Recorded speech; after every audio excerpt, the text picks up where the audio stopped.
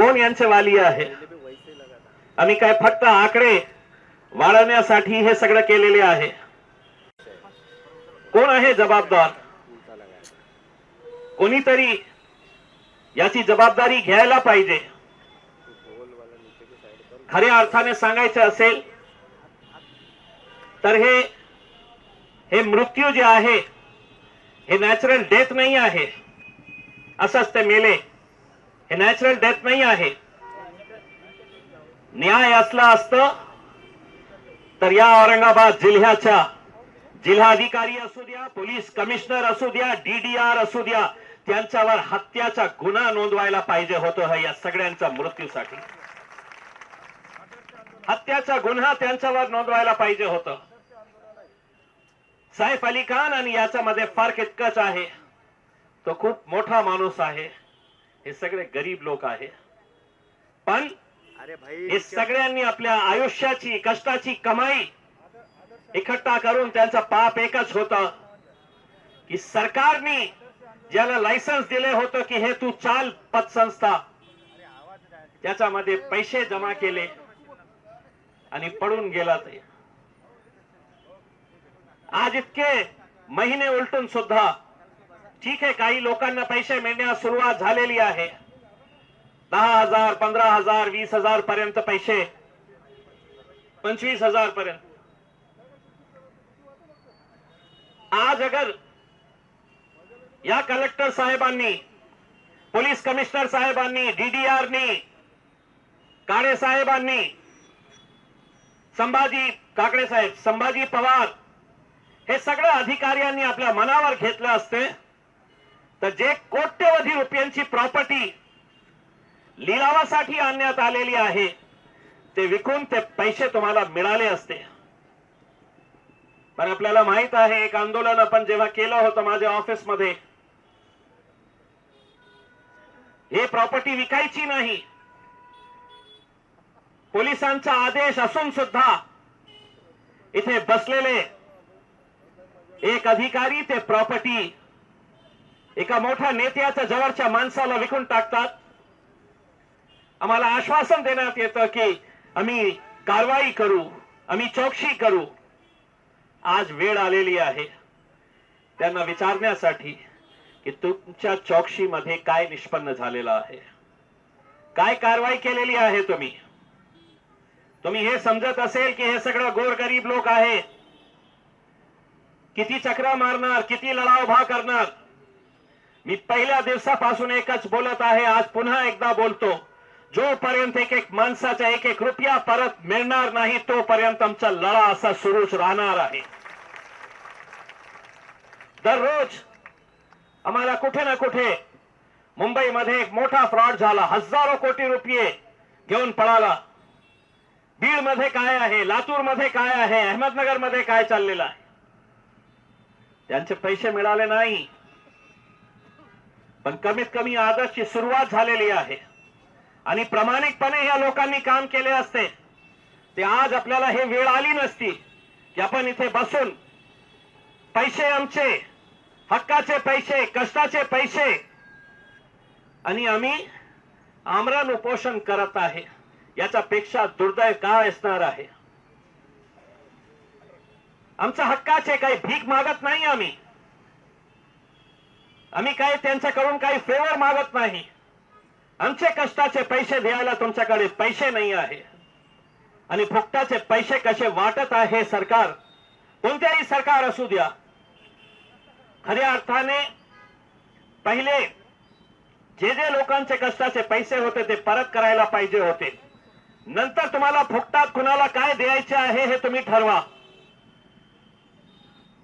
पण यांचे पैसे ठेवायचे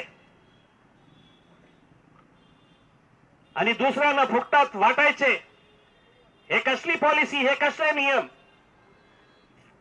फक्त हे गरीब आहे, किती फाईट करणार, काय करणार? आपण किती मोठे मोठे आंदोलन केले. जसा गज्जाभाऊने सांगितलं, किती केसेस आमच्यावर करण्यात आले. त्यांना असं वाटलं एक केस झाला तर हे दुसऱ्या केस साठी ते आंदोलन करणार नाही. आम्ही केलं, 1 झालं, 2 झाले, 3 झाले. आता जेव्हा आम्ही आमरण उपोषणसाठी बसतो तर तुम्हाला कळतं की आपल्याला आज मीटिंग घ्यायची आहे का? तुमची जबाबदारी नाही आहे का? तुम्हाला माहित नाही आहे का हे सगळं करायला पाहिजे? कशाला तुम्हाला आमच्यावर हे वेळ आणायची आहे की नाही? तुम्ही बसा, मग आम्ही तुमच्या मुद्द्याच्या बाबतीत चर्चा करू. किती पत्र आम्ही पाठवलेले आहे. मला या गोष्टीचा आनंद आहे की फक्त आणि फक्त आदर्श पतसंस्थेच्या घोटाळ्यामुळे आज महाराष्ट्र सरकार पूर्ण कायदा बदलत आहे की जे ठेवीदारांचे पैसे बुडत आहे ते पैसे कसे लवकरात लवकर मिळता येतील त्याच्या बाबतीत कायदा ते बदलू लागलेले आहे. आजच माझ्या हाती एक परिपत्रक महाराष्ट्र सरकारने जे काढलेलं आहे 12 डिसेंबरचा आहे. महाराष्ट्र ठेवीदारांच्या वित्तीय संस्थांमधील हित संबंधाचे संरक्षण अधिनियम विहित काल मर्यादेत करावयाच्या कारवाईबाबत टाइम बाउंड पत्र आला तर 1 महिन्यामध्ये हे करायचं. नोटिफिकेशन आलं तर 1 महिन्यामध्ये हे काय काय करायचं आहे. महाराष्ट्र सरकारने जेव्हा हे निर्णय घेतला ते फक्त आणि फक्त तुमच्यामुळे हे निर्णय घेण्यात आलेला आहे आणि त्याचा फायदा फक्त आदर्शला नाही होणार. त्याचा फायदा पूर्ण महाराष्ट्रामध्ये जे असे गोरगरीब लोकांचे कष्टाचे पैसे बुडालेले आहे त्यांना सगळ्यांना याचा फायदा मिळणार आहे. किती महिने झाले प्रॉपर्टी आहे, नोटिफिकेशन काढायचं, मग आदरणीय कलेक्टर साहेब एक पत्र पाठवते आपले कन्नडचे एसडीएम ला. एसडीएम साहेब पुन्हा कलेक्टर साहेबांना पत्र पाठवते आणि सांगते की माझ्याकडे खूप काम आहे, मी हे काम करू शकत नाही. मग आम्ही त्यांच्या मागे लागतो तर कलेक्टर साहेब पुन्हा एक पत्र पाठवतो, करा बाबा हे काम करा. किती महिने चालणार हे तुमचा पत्र व्यवहाराचा खेळ? आणि एसडीएम काम करत नसेल तर त्या खुर्चीवरून त्याला लाथ मारून खाली काढा. कलेक्टरचा आदेश नाही. आणि कलेक्टर साहेब तुमच्यामध्ये इतकी ताकद नाही आहे का? तुमच्यामध्ये कायद्याप्रमाणे त्याच्यावर ऍक्शन घेण्याची ताकद नाही आहे का की आम्हाला हे सांगण्याची वेळ येतं? आता सरकारने हे नियम केलेला आहे. याच परिपत्रकामध्ये सरकारने सांगितलेलं आहे जे अधिकारी काम करण्यात चुकवत असेल तर त्याच्यावर कडक कारवाई करा. हे परिपत्रकामध्ये आलेलं आहे. आणलं सगळं. बहुतेक त्यांनी वाचलं नसेल तर त्यांना दाखवण्यासाठी एक प्रत आणलेली आहे. 12 तारखेचा आहे. 2 डिसेंबरला एक परिपत्रक आलं होतं, त्याच्यामध्ये सगळं हे होतं, डिटेल्स होतं. त्याच्यानंतर 12 डिसेंबरला हे परिपत्रक आलेलं आहे. आता परिपत्रक म्हणजे सरकारचा आदेश असतं आणि त्याचं पालन करणं सगळं जिल्हाधिकाऱ्यांच्या जबाबदारी असते. आता परिपत्रक तर आलेला आहे, त्याच्यावर त्यांनी काय काम केलेलं आहे, काय प्रोग्रेस झालेला आहे. आता जसं आमची बहीणनी सांगितलं की आज तुम्ही मीटिंग घेत आहे, त्याचा निकाल काय असणार, तुम्ही किती दिवस और देणार. आज आपण एकट्ठा येथे झालेलो आहोत तर त्यांना स्पष्टपणे विचारायचं आहे, आता दिवस सांगा. महिने गेले, वर्ष गेला, काही गेला, आता दिवस सांगा. या दिवसाला या आणि तुमचे पैसे घेऊन जा. खूप झालं. नाहीतर एक हिंदी में कहावत है, अगर घी सीधी उंगली से नहीं निकलता है तो उंगली टेढ़ी करनी पड़ती है. और गज्जू भाई जैसे अगर लोग हैं तो उंगली भी टेढ़ी करने की जरूरत नहीं रहती, घी का डब्बा ही फोड़ देते हैं.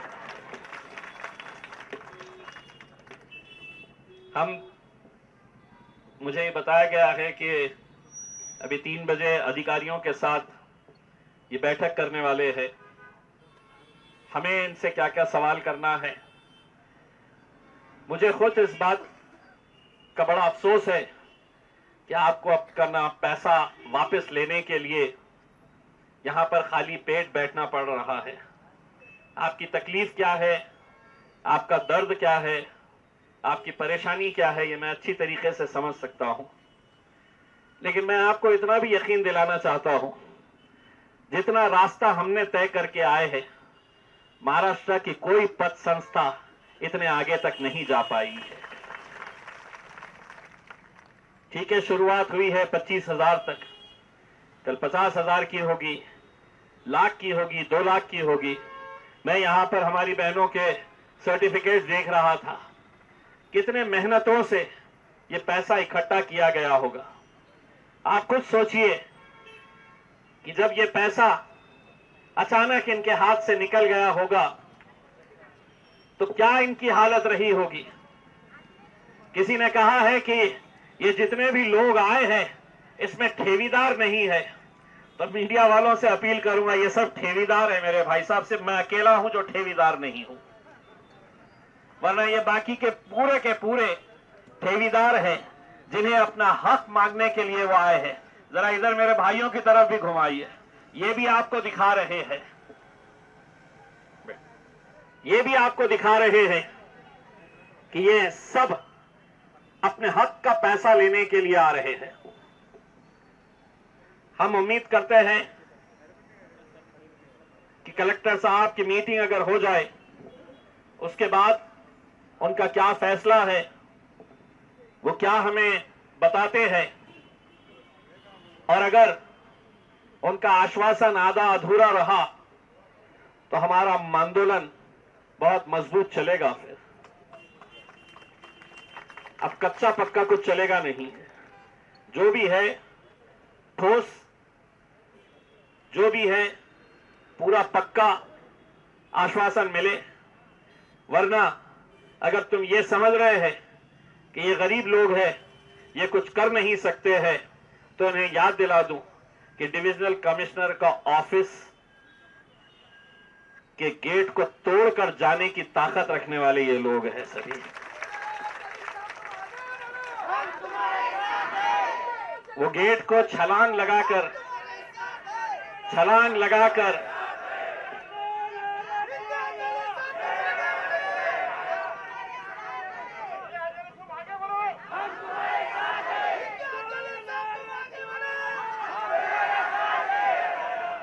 पुलिस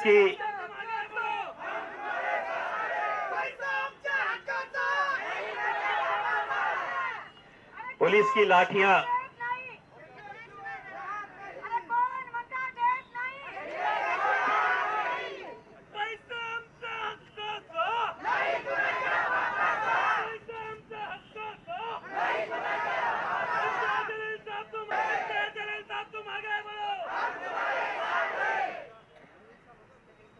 लाठी खाने के लिए तैयार है. आंसू गैस छोड़े गए थे, उसके लिए तैयार है. जब वैसे ही अगर तस्वीरें ऐसी बढ़ती जा रही है तो खामोशी से मरने में कोई मतलब नहीं है. लड़ेंगे, पूरी ताकत के साथ भिड़ेंगे. बस आप लोग अपनी हिम्मत मत हारिए. आप लोगों की ये लड़ाई मैं अगर लेकर गया हूं तो सिर्फ इस वजह से कि हमने जब भी आवाज लगाई, आप लोगों ने अपना काम, अपना धंधा, अपनी दुकान अपनी नौकरी सब कुछ छोड़कर आप लोग आए, क्योंकि आपको भी ये मालूम है कि अगर ये लड़ाई कहीं आधे रास्ते में खत्म हो गई तो हमने पिछले 1.5 साल से जो मेहनतें की है, जो लड़ाई हमने की है, वो कहीं ना कहीं आगे जाकर उसका कोई रास्ता नजर नहीं आएगा। इसीलिए बस ये समझ लीजिएगा कि हम उस मुकाम के ऊपर आ गए हैं जहां पर प्रॉपर्टी सामने खड़ी हुई है, खरीदने वाले भी उसके लिए तैयार है। सिर्फ ये है कि इनका नोटिफिकेशन निकले। कई ऐसी प्रॉपर्टीज है जिसको मैंने खुद ने अपने पेज के ऊपर डालकर मेरे जान पहचान के लोगों को कहा कि भैया पैसा होगा तो ले ले यार। वो बेचने के काम में भी हम इनकी मदद कर रहे हैं। तो एक मर्तबा ये ऑक्शन का जैसे ही डिसीजन हो जाता है, फौरन ये पैसा आना शुरू होगा और वो पैसा आ जाएगा, सबको मिल जाएगा। हम और आप सिर्फ यही हाथ जोड़कर अल्लाह से, भगवान से यही दुआ करें कि ये जो 48 है, 48 के आगे एक और किसी की तस्वीर नहीं लगनी चाहिए। इसके सामने एक और किसी की तस्वीर नहीं लगनी चाहिए। आपको हो सकता है आपके गांव के अंदर राजनीति से ताल्लुक रखने वाले लोग कहेंगे कि पैसा नहीं मिलेगा करके, आपको ये मायूस करने की बात करेंगे, आपको ये कमजोर करने की बात करेंगे कि ये पैसा कैसे मिलेगा। उनको ये कह देना कि जब तक हम साथ में हाथ डालकर खड़े हैं, एक एक रुपया हम वापस इनके हलक में से खींच के निकालेंगे, इनके जेबों में से खींच के निकालेंगे और एक एक पैसा हम वापस आप लोगों को दिलाएंगे। बस उम्मीद करते हैं कि कलेक्टर साहब अगर चर्चा कर रहे होंगे तो हमारे को भी अब बुलाए और बुलाने के बाद बताए कि क्या होने वाला है करके। मैं मेरी माँ और बहनों से विनती करना चाहूंगा, ये आंसू संभाल के रखिएगा, रोने की जरूरत नहीं है। महिला शक्ति क्या है ये आपको दिखाने का वक्त आएगा, उस वक्त दिखाना है। लड़ेंगे, डट के लड़ेंगे, बिल्कुल किसी तरह से कोई घबराने की जरूरत नहीं है। इम्तियाज जलील आमदार था या नहीं था, इम्तियाज जलील खासदार था, आज नहीं है, लेकिन जितनी ताकत के साथ जब खासदार था तब लड़ता था, उतनी ही ताकत के साथ अब खासदार नहीं भी हूं तो लड़ूंगा मैं आपके साथ।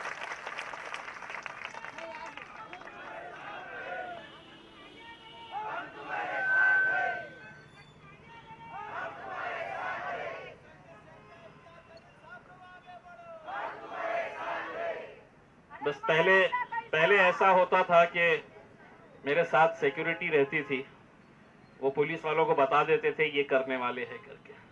अब सिक्योरिटी कुछ है ही नहीं। अब मेरी सिक्योरिटी यही है, जितने भी लोग हैं मेरी सुरक्षा करने के लिए अब पुलिस वाले नहीं है, यही लोग हैं जो मेरी सुरक्षा करेंगे उसमें। तो बस आप लोग इंतजार करिएगा, हम भी आपके साथ बैठे हुए हैं और हम उम्मीद करते हैं कि आंदोलन बहुत ज्यादा लंबा ना चले, जल्द से जल्द इसके ऊपर कोई फैसला हो, क्योंकि बहुत सारे ऐसे बुजुर्ग लोग हैं, बूढ़े लोग हैं जिन्हें बीपी की शिकायत होती है, जिन्हें दवाइयां खाना होता है।